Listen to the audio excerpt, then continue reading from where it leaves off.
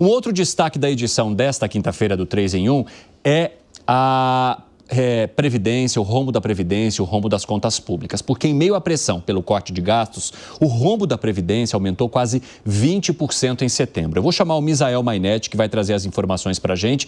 E esse déficit é o principal item que traz nessa lista do rombo com o qual o governo federal precisa lidar, né, Misael Mainetti? É uma preocupação grande. Bem-vindo. Sim, o governo federal, inclusive, está sendo muito cobrado pelos investidores sobre esse controle de gastos desse projeto. Muito boa tarde, Evandro, boa tarde para todo mundo no estúdio e boa tarde para você que acompanha o 3 em 1. O déficit do INSS deve ser o maior, deve mais que dobrar até 2060 e deve quadruplicar até 2100. As contas da Previdência Social no Brasil fecharam o mês de setembro, que é o último levantamento, com um rombo de mais de 26 bilhões de reais. O déficit da Previdência, portanto, registrou uma alta de quase 20% em apenas um ano de comparação com o mesmo período de 2023. O rombo previdenciário previsto para esse ano é de quase 28 bilhões de reais, o equivalente a 2,6% do produto interno bruto. De acordo com o Ministério da Previdência, isso está relacionado com um futuro próximo. Por quê? Porque espera-se, que as pessoas vivam mais, então com mais idosos a gente tem mais receita, mais gastos. E esse aumento deve acontecer, esse aumento do rombo, na Previdência deve acontecer mesmo com a reforma da Previdência feita durante o governo Jair Bolsonaro. Vale lembrar, o que mudou principalmente naquela época. Entre os principais pontos estão a idade mínima de contribuição de 62 anos para mulheres e 65 anos para homens. Agora, em relação à contribuição, também mudou. A gente tem aí contribuição de 15 anos para mulheres e de 20 anos para homens. Evandro, inclusive, só para registrar um bastidor do Ao Vivo, a gente parou em frente à Previdência Social, mas fomos surpreendidos por um ônibus para falar do assunto, tá bom? Obviamente, o Misael Mainetti, isso aí é lei na vida de qualquer repórter. Você vai na frente de um lugar, você atravessa a rua para pegar o melhor enquadramento, ou vai parar um caminhão de mudança, ou vai parar um bitrem carregado de cana, mesmo não podendo passar no meio da cidade. Nesse caso, ele vai passar por engano e vai ter um bitrem com cana ali, ou vai ter um ônibus do transporte público. Enfim, o que é importante é a informação chegar na vida das pessoas. Obrigado, Misael. Um abraço para você. Ou seja, um obrigado por nada, Porque o Misael poderia ter feito ao vivo aqui, de dentro do nosso estúdio, que seria a mesma coisa. Um abraço para você. Bom trabalho, meu amigo. Eu quero falar também que o ministro da Previdência, Carlos Lupe, disse que vai deixar o governo caso o corte de gastos afete a pasta dele. Piperno está muito preocupado. E ele afirma que a saída seria determinada no caso de tirar o direito adquirido ou baixar o salário mínimo. Vamos conversar, então, com o André Anelli, que vai trazer essas informações para a gente. É isso ou não? Esse aí, na verdade, é um texto que a gente trouxe, mas eu quero trazer aqui o Anelli porque, além dessa questão relacionada ao corte de gastos, a gente fala sobre os gastos federais, sobre o rombo que foi registrado até setembro e, principalmente, o resultado de setembro. E quem vai contar tudo isso para a gente é André Anelli. Quais são os números assustadores da vez, Anelli? Exatamente isso, Evandro. 105 bilhões de reais, então, de rombo nos cofres públicos até o mês de setembro desse ano de 2024. Esse levantamento, feito pelas áreas econômicas do governo federal, abrange principalmente os principais gastos do governo, principalmente com funcionalismo público, com o pagamento de salários, a manutenção, então, para que o governo federal continue funcionando e prestando serviços à população. E diante desse quadro que a gente detecta, então, com base no que já foi divulgado pela própria área econômica do governo federal, o Palácio do Planalto realiza nessa quinta-feira mais uma rodada de reuniões com alguns ministros, justamente no sentido de encontrar uma solução para o corte de gastos públicos. O ministro da Fazenda, Fernando Haddad, já havia dito no dia de ontem que as reuniões em torno de avaliações dos ministros para que cada um pudesse dar dar a sua própria opinião em relação aos cortes de gastos, essas reuniões já foram superadas e que a partir de agora, então, a meta do governo, da área econômica do governo, é trazer aqui ao presidente Lula as impressões, as devolutivas dos ministros com base nas avaliações feitas na necessidade de corte de gastos. A gente relembra aqui que algumas alternativas que estão postas na mesa do presidente Lula são justamente cortes no BPC, o benefício de prestação continuada, e também no seguro-desemprego. Existe a possibilidade de mudança da regra de repasse para áreas como saúde e educação, mas o governo federal ainda não se manifesta em relação a essa notícia. Agora há pouco, o Ministério da Fazenda acabou emitindo um comunicado negando algumas informações em relação ao corte de gastos. Abre aspas, o Ministério da Fazenda informa que não procedem informações veiculadas nesta quinta-feira sobre a suposta análise de duas medidas fiscais, uma, segundo o Ministério da Fazenda, de 15 bilhões de reais relacionada às áreas de saúde e transporte e outra de 10 bilhões de reais. A nota continua dizendo que é importante ressaltar que tal informação não corresponde ao que vem sendo debatido entre a equipe econômica, demais ministérios e a Presidência da República. Apesar dessa negativa que o governo federal promete até o final dessa semana divulgar, então, quais são as medidas responsáveis por atingir, então, esse corte de gastos que é muito pedido pela equipe econômica aqui do governo federal e principalmente sob a pressão do mercado financeiro nesse cenário de alta do dólar e que acaba gerando incertezas em torno do controle das contas públicas. Evandro. Muito obrigado pelas informações, André Anelli. E você que nos acompanha agora, eu peço que você fique conosco para entender agora com a nossa rodada aqui de comentários de que maneira olhar para isso de forma crítica e principalmente entender de que maneira que esses números também nos afetam e afetam as contas públicas e, consequentemente, geram a necessidade também de uma discussão cada vez mais ligeira sobre o corte de gastos aqui no país. Gustavo Segré, você esperou muito por esse relatório e comentou muito isso aqui ao longo das últimas semanas. A gente está falando de um resultado para setembro, mês de setembro, um déficit de 5,3 bilhões do governo central. Agora, se a gente olhar para o acumulado até setembro, esse número ultrapassa os 105 bi, resultado maior do que o mesmo período do ano passado. De que maneira que a gente tem que analisar essas contas e principalmente os rombos?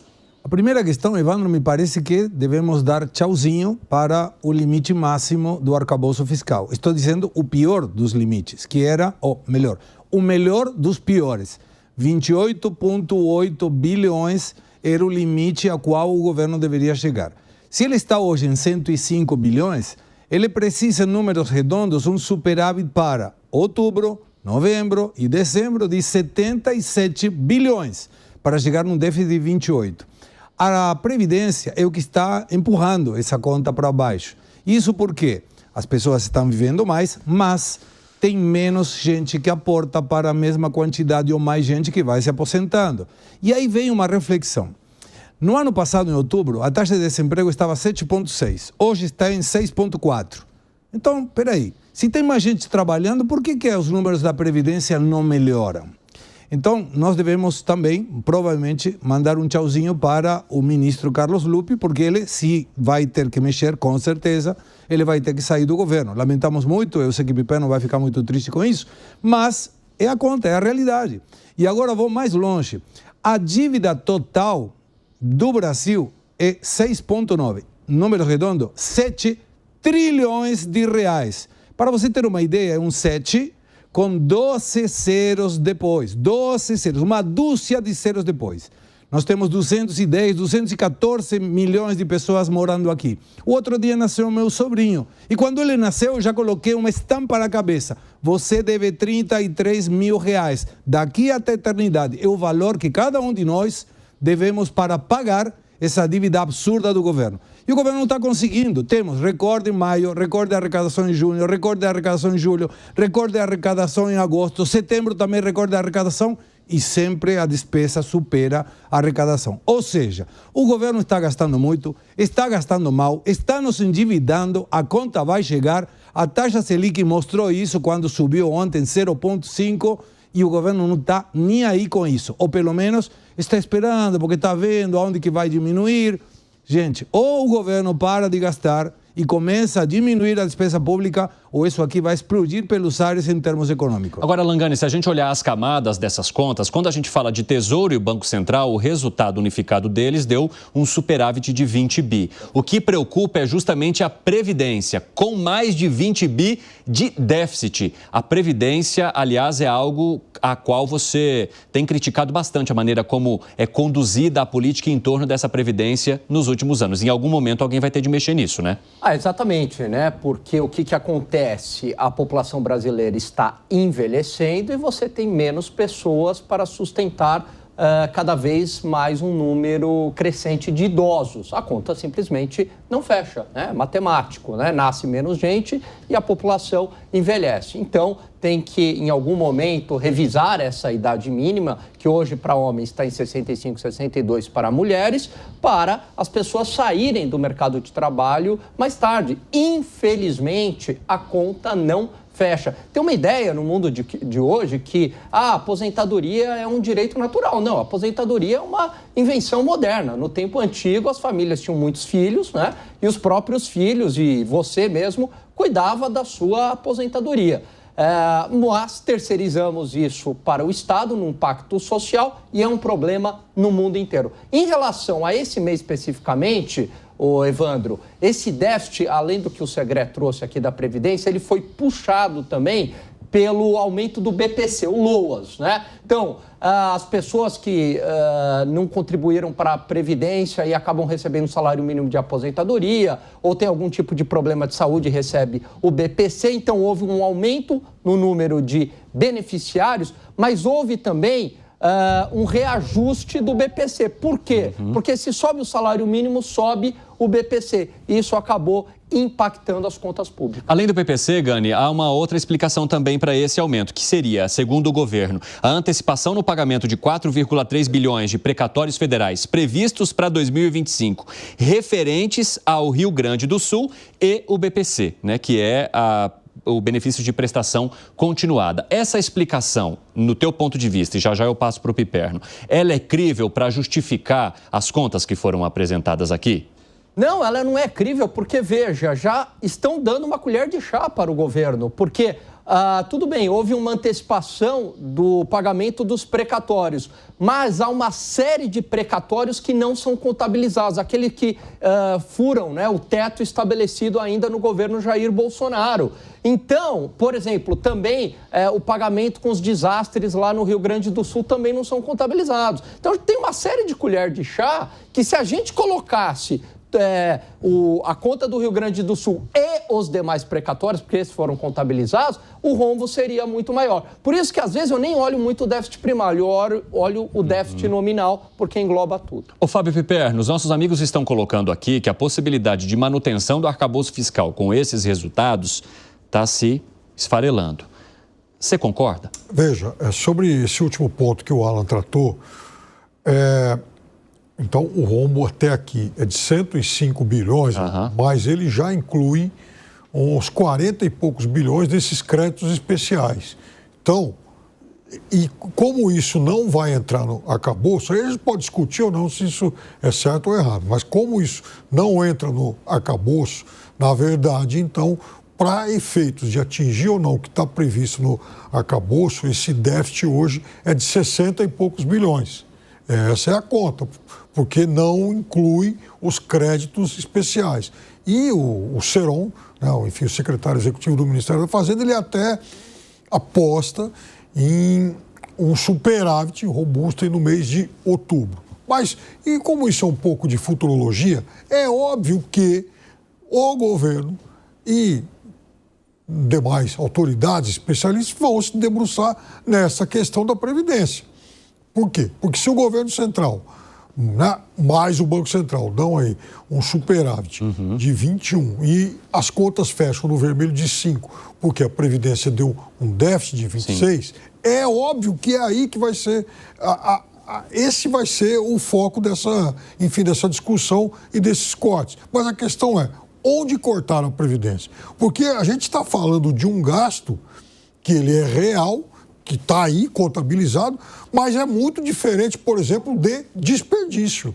Isso, ninguém está rasgando dinheiro. Esses recursos estão indo para uma grande parte da população. E é óbvio que a tendência disso é que esse número fique cada vez maior, porque, como os colegas já disseram aqui, a população vai envelhecendo, vai recebendo, né, esses recursos por cada vez um tempo maior. Então, é óbvio que isso vai ter que ter uma solução, né? Ô Zé Maria Trindade, essa discussão, esses números aparecem exatamente no momento em que o governo está discutindo a possibilidade de corte de gastos, inclusive com a equipe técnica do Ministério da Fazenda apresentando a possibilidade de cortes estruturais, o que muita gente vê com certo ceticismo, né? Exatamente porque isso precisa passar por uma avaliação e chancela do presidente da República, também num diálogo com os presidentes da Câmara e do Senado. E sempre que a gente fala de reforma estrutural ou de corte estrutural, isso politicamente pode pegar muito mal, né? Mexe com a opinião popular e nenhum político quer ter essa opinião movimentada de maneira negativamente para si. E eu quero saber de você se dá para esperar algum tipo de corte em relação à Previdência, e o Piperno já jogou o questionamento aqui, que corte seria esse, exatamente nesse momento em que ela aparece como o grande problema, diante do superávit que registraram o Tesouro e também o Banco Central. O nome que se dá a exatamente essa dificuldade é custo político. O custo político de uma reforma assim é muito alto.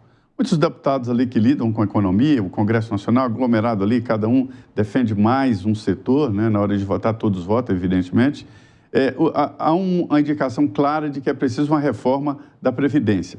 No primeiro levantamento que o ministro Fernando Haddad levou ao presidente Lula, entre elas estava ali a proposta. Não era que ele iria adotar, mas dizendo na necessidade de se fazer uma nova reforma da Previdência. O governo acha isso um custo político alto demais, e é sim. E o próprio Congresso não topa embarcar nisso, mas é preciso, simplesmente porque mudou a tal janela da oportunidade que se chamava, quando o Brasil era muito jovem, muitos pagavam para a Previdência e era minoria o número de aposentados. Agora o número de aposentados está crescendo, o Brasil está ficando velho, porque a natalidade está caindo. Lá em 56, 57, éramos assim, 6 por casais. Então, a média, né, era de 6 filhos por casal. Hoje está aí em 1,5 e vai chegar a 1 em 1945 e em 50 e poucos vai ser negativo, ou seja, nós vamos reduzir o número de brasileiros. Haverá mais mortes no Brasil do que nascimentos. Então é preciso mudar, porque senão a Previdência não vai dar para pagar. E este é um problemão. E quando eu falo disso, eu não falo do presidente Lula, eu falo do próximo presidente, do próximo e do próximo. A situação está piorando. E eu coloco um ingrediente novo, viu, Cine? É muito problemático. São as previdências estaduais. Elas estão também muito apertadas e estrangulam os orçamentos dos governadores. Agora, 4h34, o pessoal da rádio vai para um rápido intervalo, daqui a pouco espero vocês. E aí, diante dessa possibilidade de corte de gastos, né, a partir dos resultados que foram apresentados em setembro e que agora trazem ainda mais pressão para o governo de acelerar alguma proposta que entregue uma solução para tudo isso e para todos esses números que nós estamos mostrando aqui para vocês, é claro que muitos ministros falam, pelo amor de Deus, presidente, não vai cortar aqui da minha área. E aí, Fábio Piperno, o ministro Lupe foi lá e disse, olha, se cortar, eu saio. E aí? Que presente aí para o presidente Lula. Puxa vida.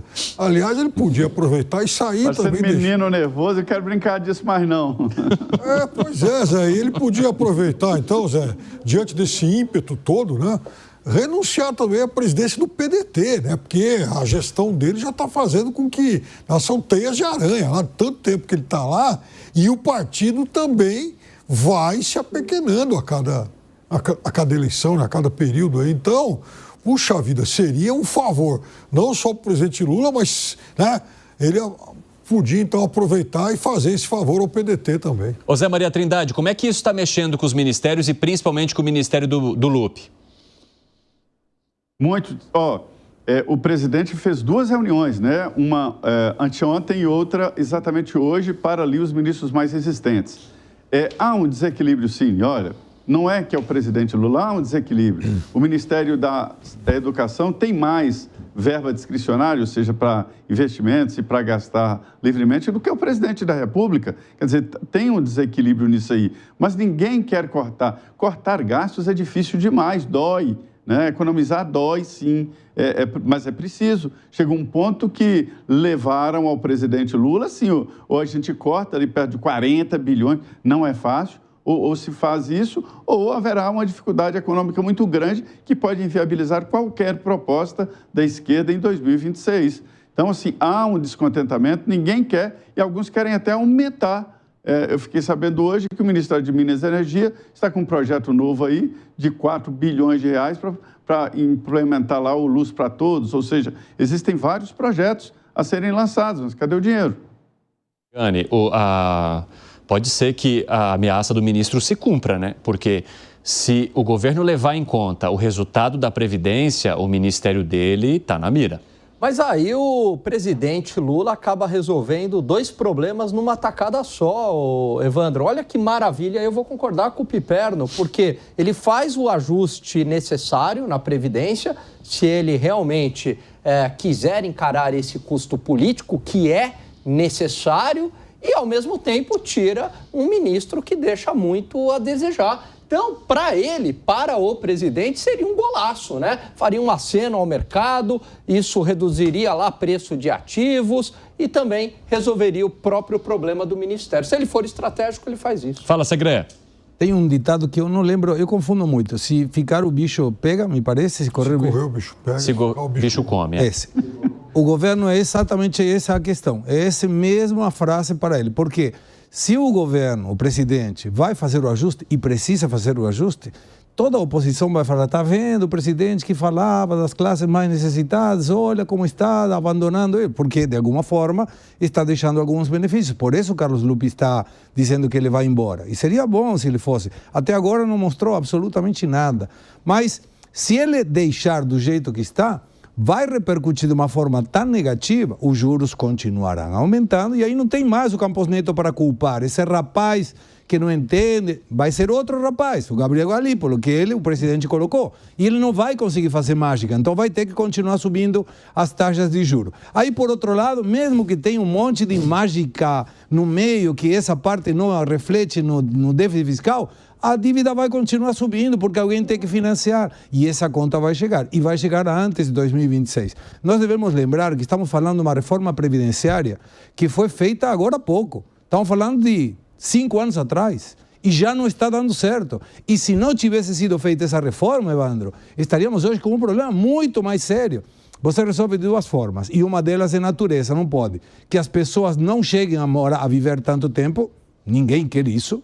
Ou você continua fazendo aportes de mais pessoas conforme mais que vão se aposentando. É uma conta simples. Se tem 10 aportando e 12 retirando, a conta não fecha. Se esses 12, para complicar mais, vivem muito mais tempo, complicou mais ainda a situação. Então, é uma situação em que o governo vai ter que resolver. Se fica ou se corre. Ou o bicho pega ou o bicho come. Por isso que você veio de vermelho?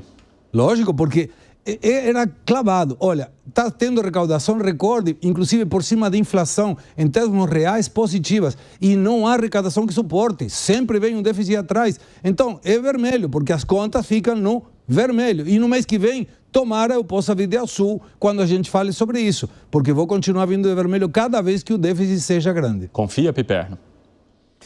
Veja, a questão do, enfim, das contas da Previdência onerária e isso impactar os juros, tem uma coisa aí. Se amanhã depois zerarem a Previdência e déficit, os juros vão continuar altos. Não. Aqui no toda Brasil, vez que teve uma reforma fiscal, caiu a taxa de juros no Brasil. Como? Cai aí um mês, 2, volta de novo. Mas por que volta porque continua gastando. Tá bom, então eu vou encurtar a questão. Em que momento da vida a taxa de juros no Brasil não foi uma das 3 maiores do mundo? No governo Bolsonaro.